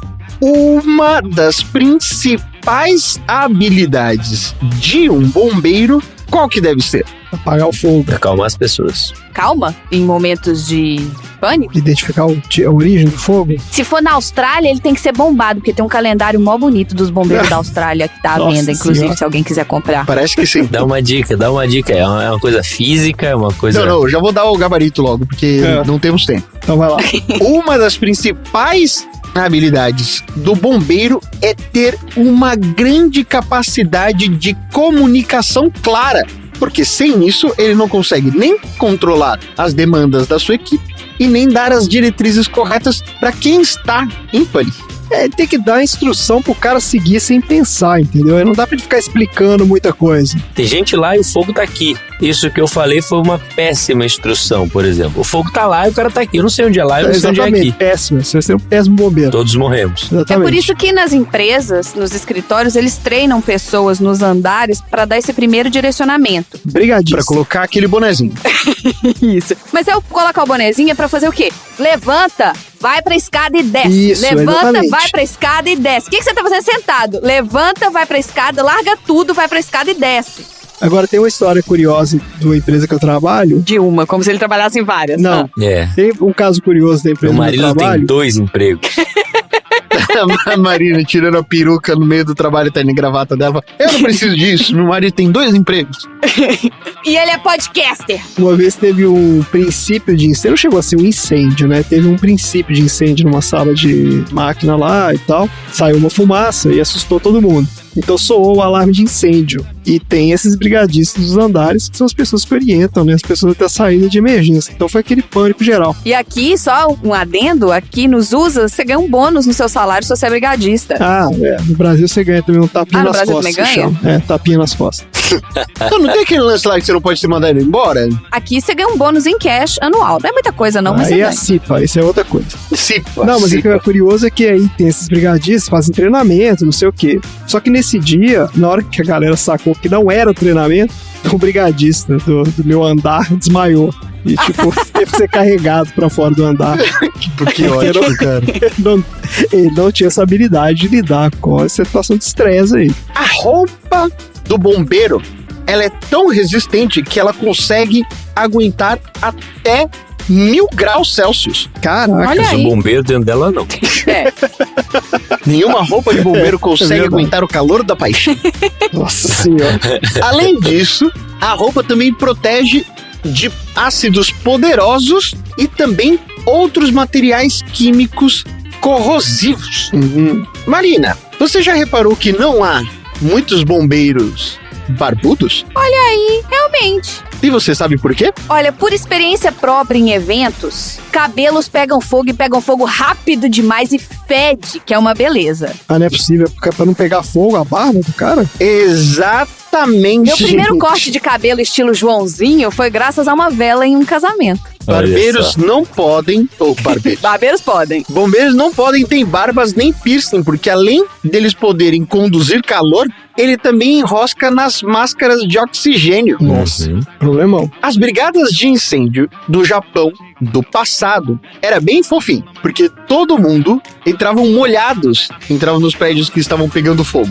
Além disso, eles demoliam todas as paredes que estavam dentro da construção, que não era muito inteligente. É, porque entra mais oxigênio ainda. E aí, depois disso, eles esperavam que o incêndio se apagasse. Então, eles entravam molhados, derrubavam as paredes e ficavam só esperando que o incêndio Mas é apagasse. porque no Japão, essas casas é tudo madeira e papel, Papel, né? As paredes tudo de papel, de madeira.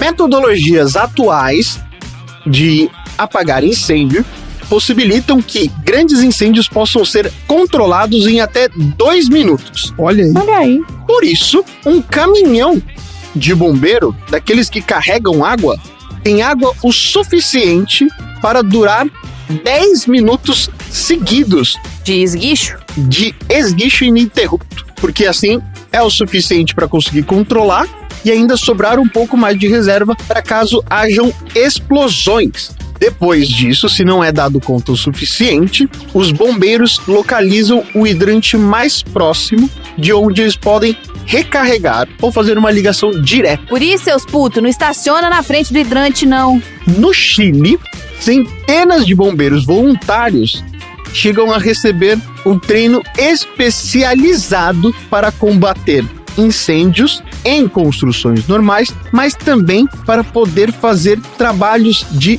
atuar em cavernas. Sabem como um chileno bombeiro é chamado no Chile? Bombeiro. Como? Bombeirito. Bombeiro. Uma coisa que eu não sabia, eu achei bastante curioso. Assim como o pastor... Esse é o meu momento Pet Lord. Tá. Assim como o policial, pastor alemão, como o cachorro que detecta droga, qual que é o cachorro que trabalha junto com os bombeiros? É o dálmata. Ah, o dálmata. É o dálmata, Olha aí. mas por que é o dálmata? Eu não sei, mas eu sei que tinha no desenho. Porque não podia ser o pastor alemão, por causa das cores do pastor alemão. Confunde com mexe, fogo. mistura Que se com confundem fogo, com coisas pegando fogo. Olha só. Já o dálmata, que é preto e branco, é mais fácil de serem visualizados. Além disso, eles têm o faro, tão bons quanto o do pastor alemão. Olha aí. Se você ouve uma criancinha pedindo socorro no meio do incêndio, cuidado, pode ser o Duende Verde. Nossa E senhora. olha, só fazendo a conexão, na patrulha canina, o cachorro que é o policial, ele é um pastorzinho alemão, e o cachorro que é o bombeiro, ele é um dálmata. Daqui uns 2 anos eu vou saber isso de O cor. Léo ainda não entrou nessa fase, não, mas eu tive essa fase com a Alice, que eu comprei a torre da patrulha canina pra levar pro Brasil. Aí, bombeiros trabalham normalmente em turnos de 24 horas ininterruptos, certo? Mas quanto tempo um bombeiro tem que ter para conseguir estar pronto para atuar num incêndio? 12 segundos. 5 minutos. Não. 10 minutos. Eu sei que ele pula, normalmente a roupa tá com a calça tá abaixada, ele tipo enfia o pé no sapato, o sapato já tá preso na calça, ele puxa a calça, veste o casaco, desce no cano, né, naquele... que desce até lá embaixo e entra no caminhão. Então isso é tipo, no máximo, sei lá, 30 segundos. Na verdade, eles podem levar até cerca de 2 minutos, mas aí é para colocar todo o equipamento, inclusive a mochila de oxigênio e máscaras. E ataques cardíacos são a principal causa de morte entre bombeiros. Olha aí, por quê? Que provavelmente tem a relação com a inalação do Monóxido de da carbono? fumaça e tudo mais. Né? Exatamente. Cerca de 45% dos bombeiros que morrem em serviço morrem por causa de ataques cardíacos responsáveis pela inalação da fumaça. Caraca. E é isso aí. Profissão perigosa mesmo, né? Inclusive, a palavra mais comprida da língua portuguesa tem relação com inalação de fumaça. Bombeiro. Pneumo ultramicroscópio silico-vulcano coniótico. Que é uma doença que acontece nos pulmões graças à inalação da fumaça dos vulcões. Como é que é? Pneumo ultramicroscópico silico-vulcano coniótico. É uma palavra só. Isso tá ótimo. Então, encerrando esse assunto maravilhoso aqui, eu só vou deixar, né, aquela música que incentiva a gente, né, a utilizar o serviço aí desse profissional tão apreciado por todos nós. A música Ajuda Bombeiro. Ajuda, bombeiro!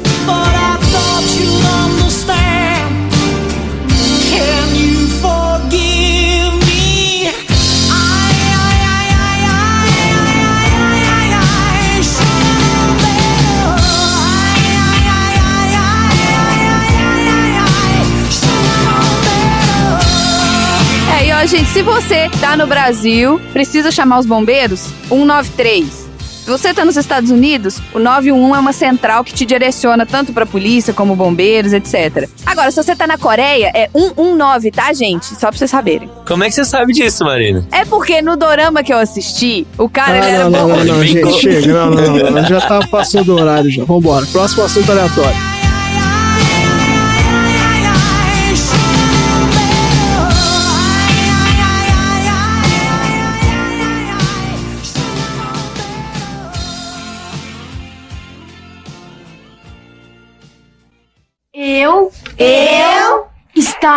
Stein, membro permanente do Clube de Machos Anti-Mulheres. Membro permanente do Clube de Machos Anti-Mulheres. Juro solenemente que sou macho e odeio mulheres. E não brinco e nem falo com elas, só quando obrigado. E principalmente nunca me apaixono. E se acontecer que eu morra lenta e dolorosamente, sofra muitas horas, até eu gritar feito um louco.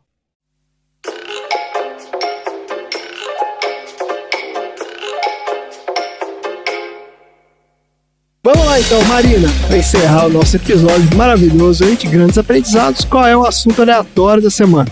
Assim como os meninos têm aquele clubinho, né, dos machos que odeiam as mulheres. Isso. Quando a gente era criança, a gente tinha, quando juntava um monte de menina de um lado e um monte de menino do outro, o que a gente falava que era? Clube da Luluzinha. Que era o clube da Luluzinha e o clube do Bolinha. Isso. Então, pensando nesses dois clubinhos, eu quero falar da Little Lulu. Ou, no português, a Luluzinha. A Luluzinha. A minha filha? Basicamente. Olha aí. Tá. A Little Lulu, ou a Luluzinha, é uma personagem feminina de histórias em quadrinhos e desenhos animados norte-americana criada pela cartunista Marjorie Henderson Buell no ano de 1935. A primeira aparição dessa personagem, da Luluzinha, foi num cartoon que mostra a menina em frente aos noivos jogando cascas de banana no corredor de uma igreja, durante uma cerimônia de casamento. Os desenhos da Luluzinha, né, que eram sempre desenhados pela Marge, eram publicados no jornal The Saturday Evening Post, desde 1935 e foram publicados até 1945. E durante esses períodos, ela lançou alguns livros com brincadeiras e passatempos com a personagem e com seu amigo, o Bolinha, para o público infantil. Então tinha o Almanacão, né, da Luluzinha e do Bolinha. Em 1945, foi lançada pela Dell Comics a revista da Luluzinha, com roteiros e desenhos do John Stanley. Não, peraí. Antes disso, era um cartoon, é porque ele saía no jornal? No jornal, no The Saturday Evening Post. Mas também tinha os livrinhos de passatempos e brincadeiras. Perfeito. E aí depois ela então contratou um cara agora pra desenhar e lançou a revista. Isso. E os roteiros dos desenhos eram do John Stanley. E depois de algum tempo, o Irving Tripp assumiu toda essa parte artística, deixando o Stanley apenas com os roteiros. Inicialmente, eles tentaram manter os mesmos traços dos desenhos que a Marge fazia lá em 1935, mas com o tempo, a Lulu foi ficando com um visual mais simples. E também ela mudou um pouco a personalidade dela, ela ficou um pouco mais dócil e apaziguadora. Porque ela foi feita, né, a Marge pensou na Luluzinha como sendo muito esperta e muito teimosa. Então, ela tinha de 8 a 10 anos e ela aprontava várias peripécias. Principalmente para manter na linha o Bolinha e a turma do clube dos meninos. Então ela controlava, né, o Bolinha e a galera dos meninos, mas ela era super sapeca, fazia um monte de arte, né, era traquina de tudo. Olha as palavras de velho que eu tô usando hoje. Nossa senhora. Beijo, Xi. Não podia deixar, né, gente? O André sempre ri, é impressionante. Essa piada é muito boa. A Lulu, nas horas vagas, ela também inventava muitas histórias. Principalmente que ela, não sei se vocês lembram, mas ela tomava conta do Alvinho, que era terrível. Beijo, Alvinho, de novo. Ah, o Alvinho. Tinha o Alvinho, que era terrível, e a Luluzinha tomava conta dele. E enquanto ela tomava conta dele, ela contava histórias pra ele. Fisicamente, ela tinha os cabelinhos cacheados, enrolados, tanto atrás da cabeça quanto na frente, assim, desse enroladinho do lado. E ela tinha um vestidinho vermelho e uma boina vermelha. Um calçãozinho branco, né, aquela calçolinha branca, e um sapatinho marronzinho, caramelo, assim. Sim. Além da Lulu, nas histórias da Luluzinha, tinham o Tubby Tompkins, que é o Bolinha França. O Bolinha França, ele era o líder do grupo dos meninos, que tem como lema de seu clube a frase "Menina não entra". Peraí, mas ele chama Bolinha França? É, não sei porquê. De Tubby Tompkins, foi pra Bolinha França. O Bolinha, ele sempre passava por sufocos e ia recorrer a quem? A Lulu. Sim. E a Lulu sempre ajudava ele. O Bolinha, ele era apaixonado pela Glória. Não sei se vocês lembram da Glória. Ou a Glorinha. Não lembro da Glória. A Glorinha, que é a Glória Darling, ela era a mais snob da turma. Todos os garotos achavam ela mais bonita e ficavam seguindo ela como sendo... Igual tinha a Carminha Frufru na Turma da Mônica. Todos os meninos eram apaixonados por ela. Além deles, também tinha o Carequinha, que era um dos amigos do Bolinha. E ele integra o clubinho dos meninos, junto com o Bolinha, o Juca e o Zeca. O Carequinha, ele é irmão da Aninha e vive brigando com a Aninha. Sabe o que eu lembrei? Ana Catarina. Total, Ana Catarina, que nome feio, Ana Catarina. Nome muito feio. Além disso, tinha o Plínio Raposo, que era o garoto rico e snob que queria fazer parte do clube dos meninos, mas os meninos não deixavam. Agora, o nome do Plínio Raposo era Wilbur Van Snob. Van Snob. Que maravilhoso. Wilbur Van Snob. Eu quase me chamei Plínio, né? O quê? Sério? Não escutou o PDG, hein? Pois é. Tá lá no PDG, vamos contar essa história. Tá lá no PDG. Sério. Aí a gente tem os adultos, né? Tem a dona Marocas, que era professora da escola da turma da Luluzinha. E tinha a dona Marta e o seu Jorge Palhares, que eram o pai e a mãe da Luluzinha. Aliás, a mãe e o pai da Luluzinha. Tinha o Aranha, que era o apelido usado por Bolinha quando ele atuava como detetive. Então, assim, a Luluzinha perdia coisas. O culpado era sempre o pai da Luluzinha. E o Aranha, que era, na verdade, o Bolinha com a roupinha de detetive, procurava as coisas. Isso, é muito bom. Tinha também a Fifi, que era amiga da Lulu que mora em Paris, não lembro. E tinha também o vovô Fracolino, que era o avô da Aninha e do Carequinha. Whatever. Tá aqui na lista. Nossa, já tá muito longe. Lembra o Frangolinho. Frangolinho. No Brasil, a Luluzinha e o Bolinha apareceram pela primeira vez nas revistas em quadrinhos publicadas pela editora O Cruzeiro, em 1955. Essas revistas elas fizeram grande sucesso e foram publicadas pela editora de 1955 até 1972. A partir de 73, ela passou a ser publicada pela editora Abril, que lançou ao longo dos anos outros títulos com os personagens, como o Almanaque da Luluzinha, As Viagens de Lulu e Bolinha Especial, entre outros. Tendo inclusive histórias produzidas por autores locais, como Primádio Mantovi, que é um dos responsáveis pelos roteiros de quadrinhos da Disney. E já no final dos anos 80, a editora Rio Gráfica publicou um álbum de figurinhas com os personagens da turma. Vocês tiveram? Você não teve não, né, André, o álbum de figurinha da Luluzinha? Não, acho que era não. de menina, é coisa de menina, né? Naquela época tinha muito esse negócio. Você devia ter ou do pois dinossauro ou de No futebol. clubinho que eu participava não entrava essas coisas. Em 1989, a Abril lançou uma nova versão da revista com um novo grafismo e ela circulou até 94, no ano que foi lançado As Melhores Histórias de Luluzinha e Sua Turma, que foi o último título da série que circulou até 96. Nasci. Agora o Léo nasceu. E aí o que acontece? O Roberto Carlos e o Erasmo Carlos compuseram a música Festa do Bolinha, que era uma historinha com esses personagens. Ah, é? Nos anos 2000, a editora Devir lançou em livros as histórias dos quadrinhos da personagem. E eram originalmente tudo em preto e branco. Eu não sei se vocês lembram, mas eu me lembro que os desenhos animados da turma foram transmitidos no SBT. E essa série dos desenhos animados, ela foi produzida no Japão. Chamava Little Lulu Chicha Nanakama. Tá bom. E desde a década de 2000, a Rede Globo vem exibindo ocasionalmente os curtas da série de 95, que foi produzida no Canadá. Ah, teve outra depois. Em 2009, foi anunciada pela Ediora uma versão adolescente em estilo mangá da Turma Luluzinha, que é a Luluzinha Teen e Sua Turma. Eu acho que é meio que pra bater com a Turma da Mônica Jovem, sabe? Aquela coisa de um estilo mangá com uma história deles mais adolescentes. Teve uma época que isso foi moda mesmo. Todos os personagens meio que viraram mangá. Tava fazendo sucesso nos quadrinhos. Não só mangá, como a Luluzinha e os seus pequenos amigos, Hitorururu do Chichikai na Cama, foi um anime com 26 episódios, produzida pelo estúdio Nippon Animation, em 3 de outubro de 76 até 3 de abril de 77. Essa série foi dirigida por Fumio Kurokawa e também foi exibida no Brasil nos anos 80, mas não é o mesmo desenho que eu me lembro de ter assistido. Não era um anime, era um desenhozinho animado mesmo. E eu queria trazer aqui esse personagem, né, a Luluzinha, porque pensando num personagem de 1935, você ter uma personagem feminina num destaque, ela era o nome da história, ela era a personagem principal, ela não era feminina, ela não era a mais bonita, ela não era a mais forte, ela era a mais inteligente, ela era a mais sapeca, mas assim, ela era tudo o que eles não queriam que as meninas fossem naquela época. Então eu acho que eu queria trazer assim a Luluzinha pra gente lembrar dela e pra gente ver a história dela, porque a Luluzinha eu acho que ela é uma personagem, uma mulher forte, sobreviveu aí. De 1935 até hoje as pessoas sabem quem ela é. E vocês tiveram algum contato em algum momento da vida com a Luluzinha, seja com desenho, anime, mangá, revistinha? Não, eu li muita revistinha da Luluzinha quando era criança. Eu tava lembrando aqui, porque a minha mãe gostava muito. A minha também. Muitas vezes a minha mãe comprava, né? A gente ia na banca comprar lá a revistinha e ela comprava Luluzinha porque ela gostava de ler e eu lia também. Eu achava muito legal.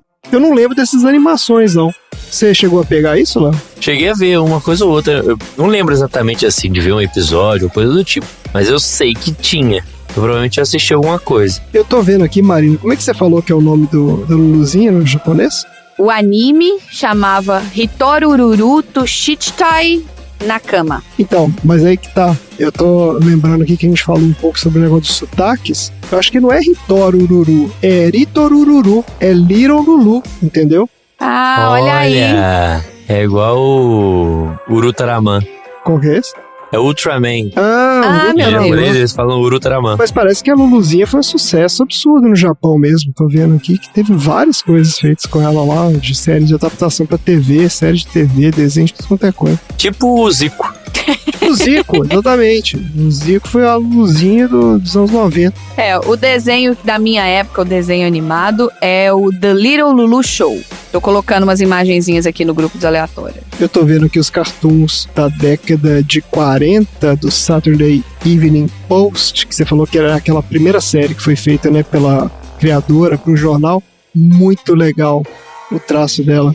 É genial. É muito mais bonitinho do que esses que a gente tá acostumado a ver nos quadrinhos depois. Porque muda, né? O personagem foi adaptando. Ela ficou mais um estilo... é o que você falou mesmo, mais simples, né? Até para os caras poderem fazer uma produção industrial do negócio. Mas se você pega aqui os desenhos originais, é muito legal. Tem um estilo, assim, bem cartunesco, assim. Essa Luluzinha do Little Lulu é que eu tive contato também, né? Que eu conheci. Maravilha, gente. Excelente. Então, vamos encerrar aqui o nosso episódio com os aprendizados da semana. Então, o que a gente aprendeu hoje? Eu aprendi um pouquinho mais sobre pedagogia. Já pode fazer o Tonzeira Pedagoga. Eu aprendi que a maior causa de morte dos bombeiros em serviço é ataque cardíaco por causa da respiração dos gases tóxicos. E das velhinhas que compram o calendário de bombeiro da Austrália também. Mas o que isso tem a ver com a... Elas têm ataque cardíaco. E eu aprendi que a Luluzinha tá aí desde os anos 30, sendo uma menina forte, né? Tendo essa representatividade aí. Coisa que eu fico feliz demais, que a minha filha vai crescer num mundo que vai ter bastante representatividade feminina nos filmes. A Thor, Jane Foster vindo aí agora é algo que eu acho maravilhoso. Isso aí, excelente. É isso aí. Então é isso. Chega por hoje. Fala tchau, gente. Tchau. Fim da... Trabalhar. Tá muito alto os latidos dos cachorros no fundo? Não, tá beleza. Deixa quieto. Who let the dogs out? Who let the dogs out?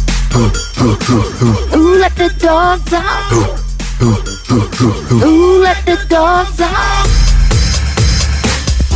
Faz aí o refrão. Não, que você vai me colocar cantando junto com a música. Eu não quero. Você já vai me colocar cantando junto com a musiquinha do Cinemark?